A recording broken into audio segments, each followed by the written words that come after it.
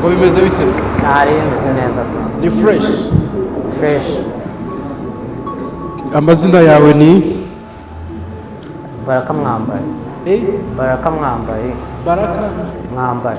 urumva ko ntakumva neza isoko kuzamurijwe. Baraka Mwambari. Baraka gira vibe umwana nk'umusani ntabwo umusani aba akonje, umusani aba agomba guhora igihe cyari cyose aba agomba guhora ari tayari. Baraka uririmba hip hop? Ndirimba hip hop. Uririmba hip hop? Ubanje kubitekereza? Ubanje kubitekereza? Kuko ama freestyle yanjye yose ya hip hop ntabwo ari mu Kinyarwanda nyine.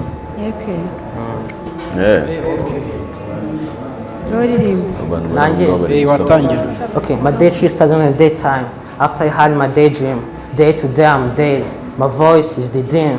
Before head shine at daybreak, day pool was the heat, while day show was the V, and my day drip was messed, and my day trip was done. Damn.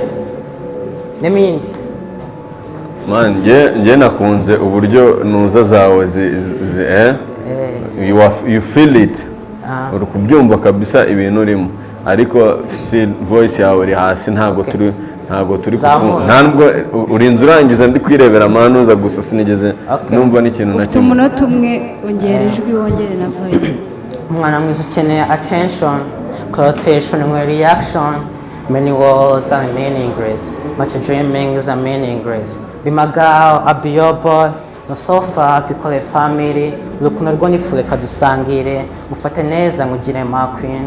Iryo ni isezerano, ndagusezeranyije. Niba ngombwa nza gwahuri. Aho uriho ni burundu. Pretty girl, be my priority. Abavuga bo ntibazarekera. They know nothing. Ngenda guhano. Ikindi nakubwira iyo uri kuririmbira abantu uririmba ubareba. Kuko nitwebwe uri kuririmbira ntabwo uri kuririmbira ku ruhande. My bad.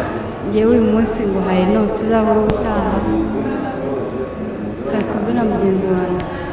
Baraka, nakunze rap watangiriyeho yari nziza yari sawa, ariko kuririmba byo numvisha atari ibyawe. Rap watangiriyeho yari sawa, ariko kuririmba byo numvisha atari ibintu byawe cyane, kuko hari benshi bakurusha kuririmba, ariko ndaguha yes. Hano yes nano birahanganye, ubwo reka nanyenze sasa nge ntabwo nigeze numva ijwi ryawe pe. Ufite ikibazo, banza kora umwuka, ibindi byose nge numva ari sawa. Ijwi urarifite ryiza, ariko nta mbaraga, ntabwo risohoka. Mama second chance nkazamara imana. Na buretse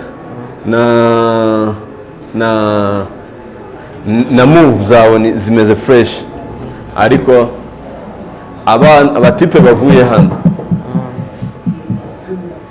ni ibisare my brother.